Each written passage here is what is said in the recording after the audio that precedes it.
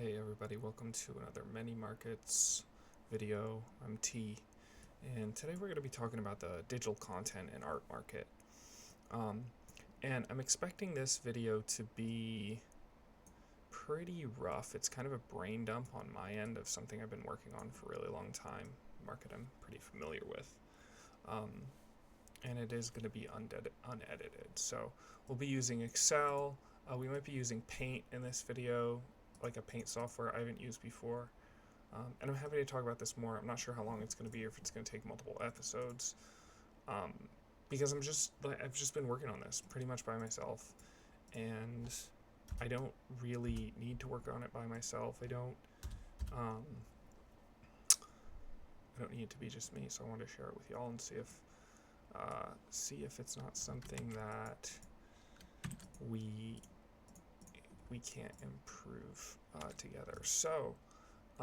Yeah, in this video you will be getting a overview of how I see this market, the digital content and art market, which includes things like Netflix, Substack, movie theaters, books are kind of, there's books are digital now, but basically just, content in general, the way we exchange communication and information, the way we exchange communication. Anyway, yeah, so we're going to get started. I am going to talk about, I've been trying to solve it technically, for maybe 5 years now or 6 years is when I first got the idea, but it's been moving really slow, and I'm enjoying working on it, but yeah, I'm kind of repeating myself now. Alright, let's get going. Okay, so a market overview. Basically we have these different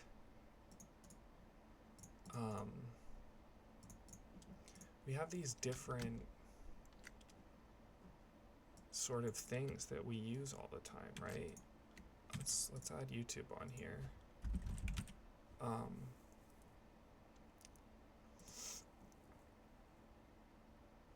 Yeah, so we have these things that we use all the time, or we use often, right? And let's add TikTok on here, that's fine.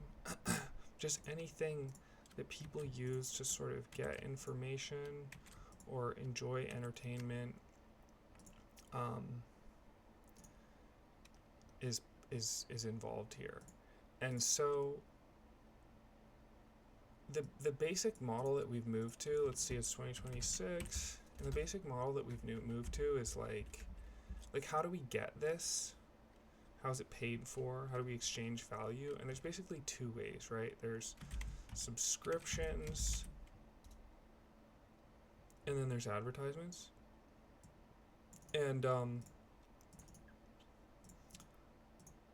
I don't actually know. I know Substack has subscriptions, sub, ads, paid for a la carte, right? And so like movies, let's just say movies, right? We can do any of these, right? We'll just use an X to fill it out. I'll say Netflix subscription. I don't know if it uses ads. You can't pay for it a la carte that I know of. Subscription, ads, we'll do I don't know. We'll do movies, you can actually subscribe to some movie theaters, so that's a thing. Ads, there are ads in the movie theaters, we'll include that. And then paid for a la carte. We can pay for movies a la carte, right? If we go to a movie theater, we buy it from a platform, we can pay $8 or $4 or $20, whatever it is, to buy a movie and have that movie. But the thing is let's say, just little note, when we pay for a movie on a platform a la carte, say through Apple, are we then married to Apple to watch that movie? AKA, do we really own it? Right, this gets into dependencies. What are we dependent on? Like, for old school people, do we have a VCR that we're dependent on, right? And we're dependent on all these systems, right? So the goal that I'm getting to, is trying to improve the systems so much so that it's a completely different world that we live in. And, we experience art differently, and we create art differently. It's a completely different world. And I want to make it so that everyone who has something to offer can share it and monetize it. That's sort of the goal of what I'm working on here. because I think it's very possible in this day and age. So maybe not everyone, but a much higher volume of people. Let's say if 1% of people are artists. I have no idea. We could probably get it to being like 80%. That was the first number that came to my mind. Maybe it's 99% artists, or people that get some money to educate. This is kind of a naive way of explaining this or expressing this, and maybe I'll come to being able to explain it better later, but for now, just like goals, naive version. Yeah, so all right, we'll continue. Books, Amazon book thing, that is the thing, I don't know. People can subscribe to get books. I don't know how that works, but it's a thing. Unlimited reading or whatever. So yeah, TikTok, let's say, is all ads. YouTube is ads and subscription or whatever. But yeah, as you can see, there's not really anything anymore that's just, you pay for it because you like it, right? Like movies, maybe, I don't know. So let's not get caught up on monetization. We are gonna write this down, but monetization, I don't know how to spell that. But let's just talk about why this is a problem, right? So, sorry, give me a second here.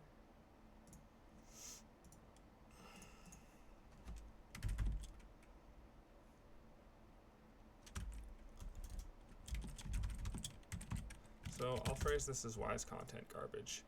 And I think content's garbage because we've basically, you could talk about algorithms, you could talk about ads, right? You could say people don't want to pay for it anymore, but that's not true, right? People pay let's say people's budget, let's say an average budget for content is like someone who just pays for streaming services. So someone who pays for streaming services, let's say they pay $15 a month, right? Maybe you don't pay any because you use your friends' accounts. Maybe you pay $45, maybe you pay $100. I have no idea what the average is. Average monthly payment for streaming services, right? The problem with this is that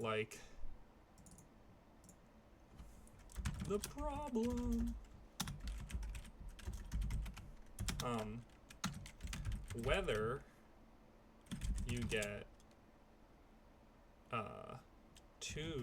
let's put everything in value, right? $2 of value a month from this, or 0. or 0, or 100.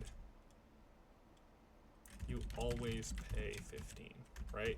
So the value becomes somewhat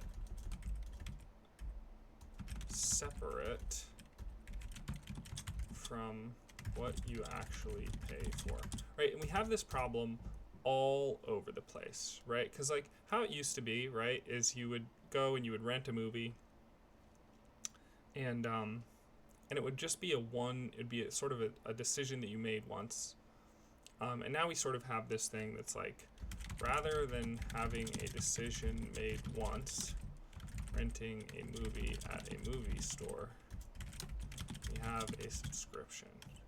There's a lot of other problems with this, and mostly on the creation side is what we're going to talk about. So we have a subscription. Where is it? Rather than having a decision made once, we have a subscription. So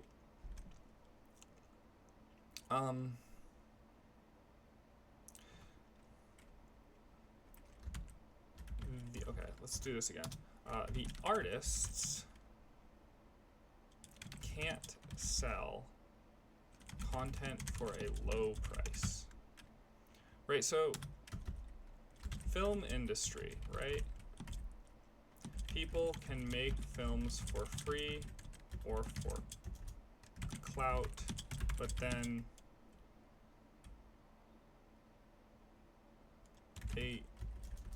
once they make films for money, this is gonna be, let's see, let's see. Here's what I'm trying to explain. It's all or nothing, right? Either starving artist or extremely wealthy artist. No room for anything in between. This is the problem. And I could dig into that, or you could just recognize that you see it. Let's see what I can do here with photo of a normal distribution. Okay. So basically what we have here is a normal statistical distribution. And so here, right, we have most artists are down here. Okay, this is a weird, I don't know if this is the right graph. This is an idea that just came to me. I was like, oh, I'm gonna put it out there, right? Let's say, okay, how about this? Distribution with very high, okay, no, normal distribution with very high center. I'm trying to remember, like, I'm not in statistics mind mode right now, so, distribution graph.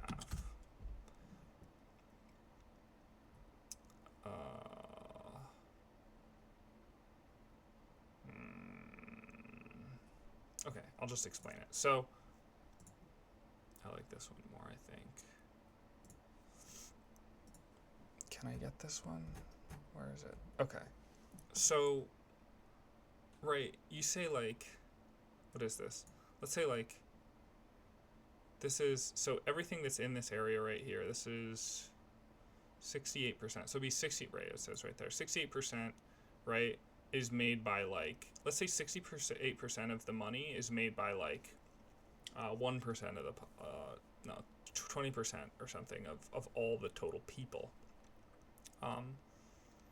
Right? So that means, like, I don't know, you're just gonna have to know that. But that's different than, say, like, if, like, let's say this area right here was much higher, right? Then all of a sudden it'd be like 90% or 99% of the money is made by 20% of the people, or whatever I said, 10%, 1% of the people, right? So, like, that's kind of how the industry is right now. That's how art is right now, right? The vast majority of the money is made by most of the people. And so, I don't know if I'm illustrating the problem well, but basically you have this problem where if you're an artist, you either have to do a bunch of weird stuff,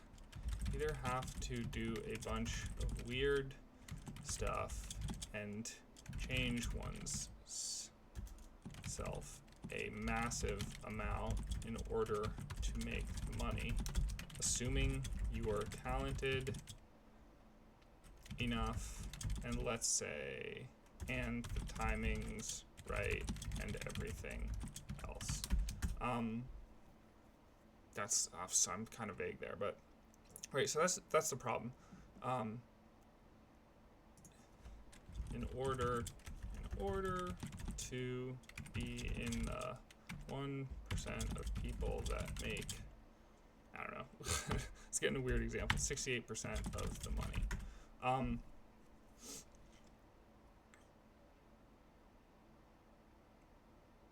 This is a problem. And the reason this is a problem is that when we're not rewarded,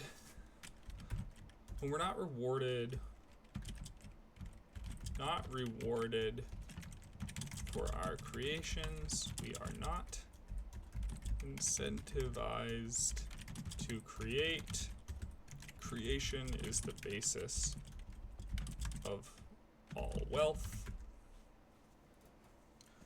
Creation is, an important basis for wealth, or potentially all wealth. And so this is a major problem, right? Most people aren't creating very much when looked at through this lens. It's messy. Okay. All right. So we kind of understand the problem now, right? Okay, so here's where I started to tackle this problem. I started to tackle this problem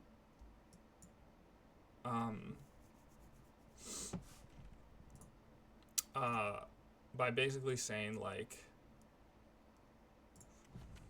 my solution to this problem. I started to tackle this problem by basically saying, like, content needs to be,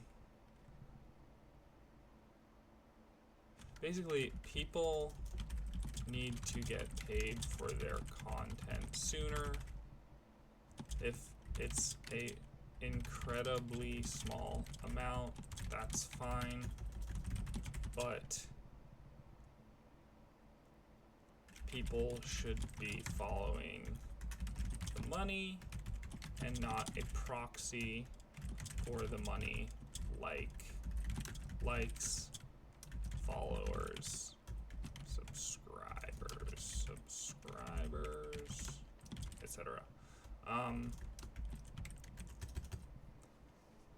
So my solution to that was one, website, and it would be a website that website would, first of all, to get it off the ground, or not even to get it off the ground, but it's like basically like data center model, track your whole life, send you ads. We'll call this YouTube. No, sorry. We'll call this Google or Facebook. This is kind of their model, right?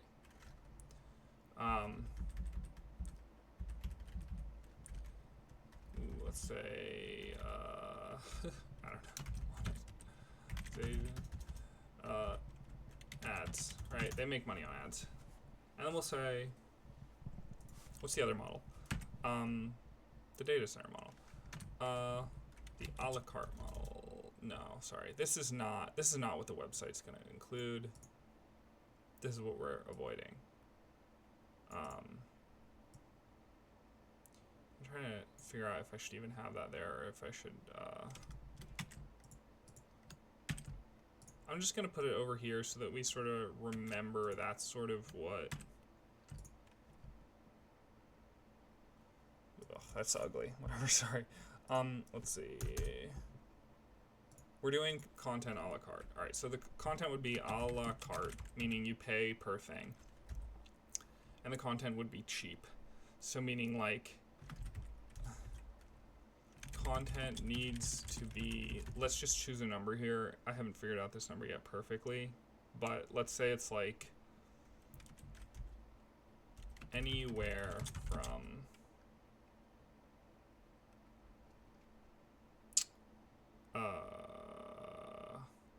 let's say it needs to be 1 cent, 10 cents to infinity. So basically, right, we have all right, this is good that we have these two next to each other. Minimum current content price is $1. And the reason that it's $1, let's say it's $1, maybe it's $4. Let's say it's $4. We'll do $4 here. The reason that it's $1 or $4, reason, the financial system. This is my working theory, right? You could also say it's like shelf space, right? People only have so much energy to look through different stuff on Netflix. And so, like,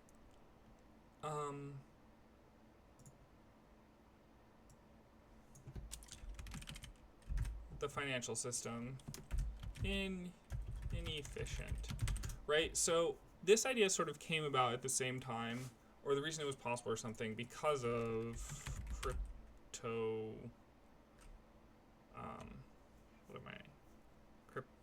crypto, Bitcoin,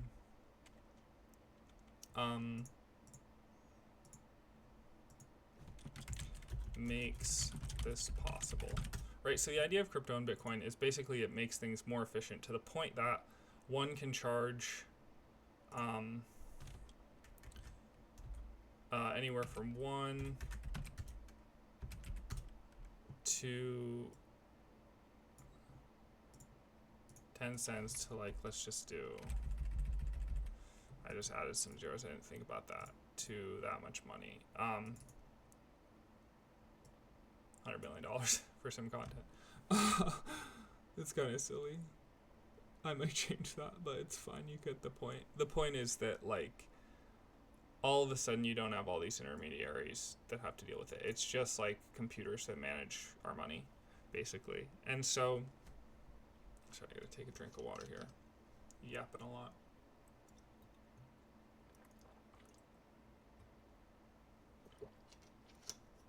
Okay, so this is the website, right? It's a website where you can pay for content, and you can post content and charge anywhere from a cent, right? And then it's basically like, let's say it's like the Uber model or whatever. Artists get percentage of returns from content sold. The website gets a percentage of returns from the content sold. Okay. So I started working on this, and mainly because I wanted it for myself. I was like, I want to make stuff, but I don't want to do it for free. Like, it's hard. There's just too many problems. Like, and this all came about just from my experience in an art capital of the world. That I was there for a long time. I got to observe a lot and learn a lot. And so this was the idea. And we'll add some detail here. Let's say content would be ephemeral, meaning the person who posted the content might pay to post it. But the content would only be up for a certain amount of time. And all of a sudden, you could have possible mechanisms. Every time the content is bought, the time it's up for is extended, right? So this just creates a better art market to me, a better market for content, for anything in general, education. And so I started to work on this, and my solution to this problem, let's see, the technical barriers, right? All of a sudden, what does a website need? A website, it needs a place to live, a data center, and so the problem with data centers, you are attached to the center, and you have to learn their way of doing things, right? This is like the same sort of problem. Let's say a form of vendor lock-in. I'm putting question marks because I don't know if that's the right way to talk about this, but and so let's say, right, like Amazon's one. Amazon Web Services, right? And all of a sudden you have to learn how they do things, right? But then you're kind of, it's like, really, do I have a business or do I work for Amazon? Like, where's the value here? And so the second option for a place to live, I'm trying to figure out how to format this. I have not thought about it, obviously. Hosting the data one's self. And this requires like different. So here's the problem with this. Let's say it costs $80-ish. I think it costs website, a place, data center, website, a place to live, data center. What do I want to do? /domains. No, dedicated IP address. So a dedicated IP address is basically, I'm trying not to get too technical here, but it's basically like, it's basically a technical thing that one is required for someone to have a website and for people to be able to visit that website easily. At least this is my understanding of it. If you have a different understanding, I really hope you put it in the comments. So let's say this is like So comes with dedicated IP address or equivalent. I don't know. I haven't been looking into the data center option much. And then the problem with hosting data oneself is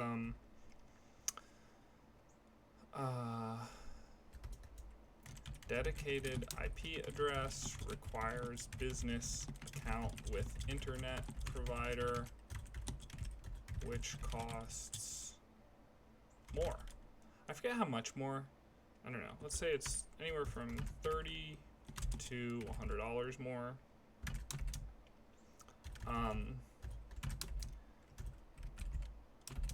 Right? So all of a sudden you have this thing, and you have to make this, right, with any business, you get to a point where you have to start making decisions that are going to affect the business in the future. You're leaving the philosophical stage.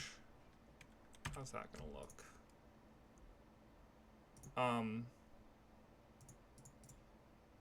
And so this is an interesting problem in that maybe it's not. It depends on how you think about it. But like, it's like this is a major branch. It's a major city, and you have to decide how much time you spend researching these, testing them, and all of that goes into the future of the business and how one does business, right?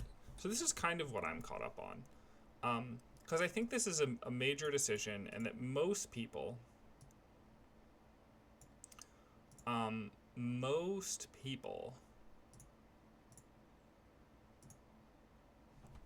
today approach business this way.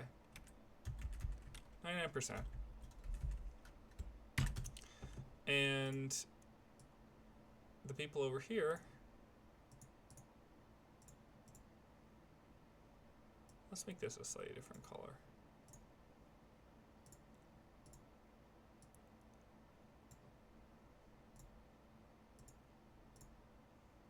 This is 1%. So this is a major choice, and most people don't even think about it. They just go there, right? And this becomes a different thing, right? It changes everything in the way, the lines that you possibly go down with the business, right? So this is a weird decision to make. It's an important decision to make. And you could say, oh, I'll try both, whatever, and naturally see which way things go or see how it affects things. But that in itself is an decision, right? So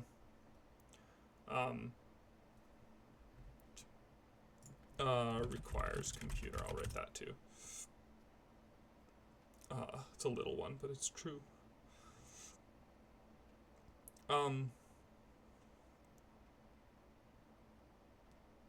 So yeah, so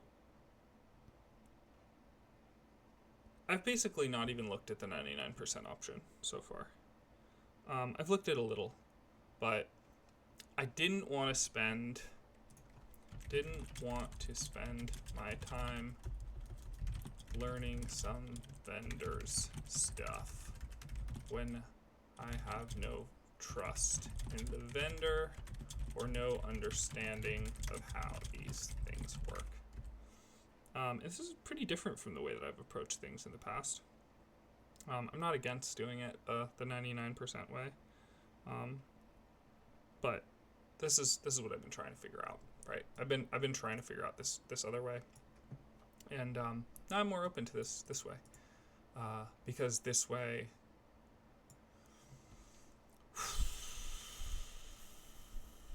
mostly because of it's cheaper to start. Right, so let's say this one's cheaper to start. In that, let's say it's $10 a month. $10 a month to host. Let's just say this is on the lower end, $30 a month to host.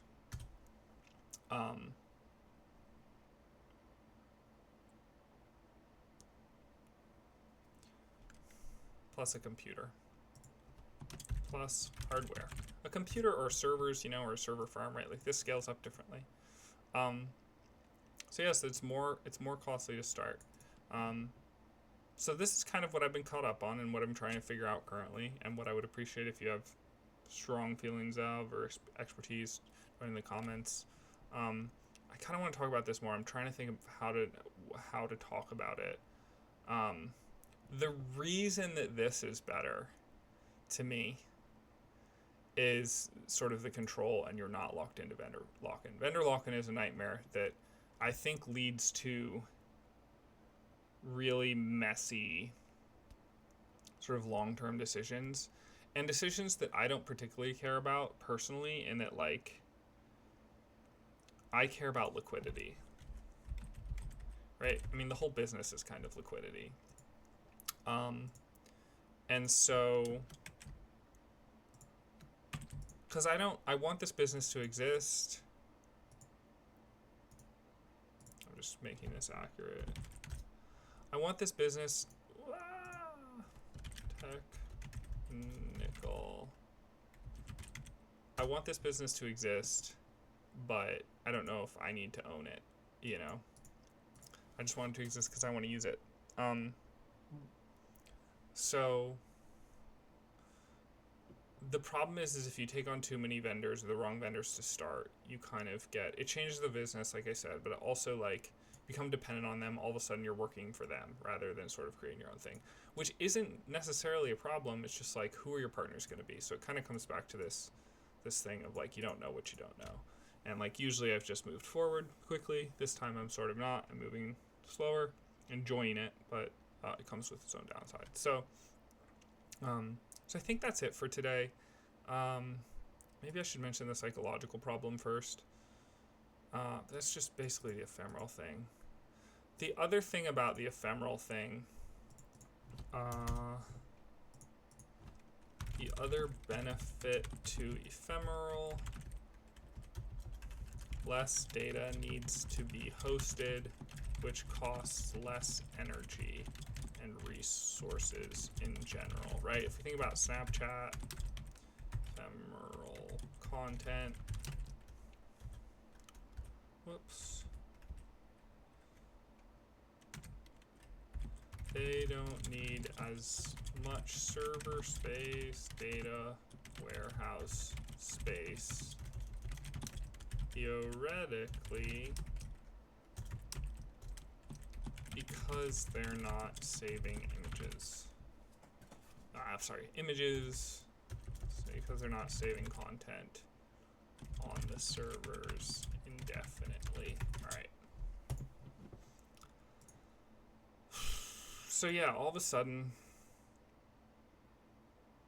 well, I just want to go back to this real quick and say why the content's garbage. And, like, all of a sudden, if you have people who can make content for 10 cents or a cent, right? And all of a sudden, right, let's say you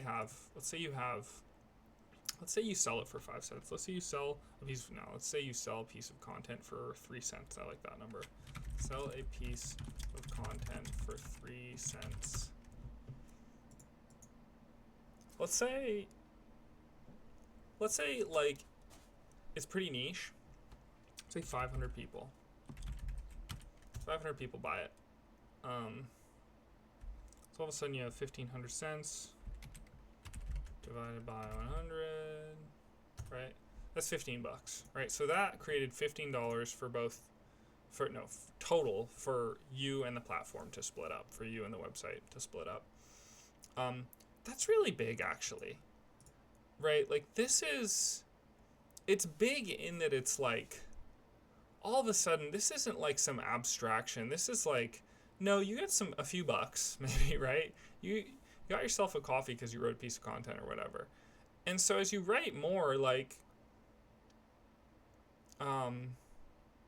so there's so many things here that I want to talk about that I'm having trouble putting into words, but, like,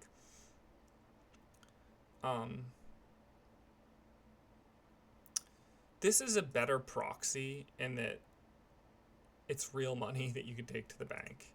And so, like, or that you can spend or trade for other things.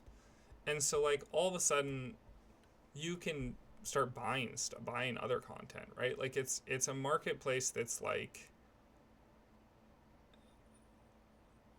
when you make things less expensive for people, you bring it to more people, right? So this is gonna be. I'm just explaining this terribly, but I'm gonna keep going for a second, um, in the hopes that it illuminates something for you.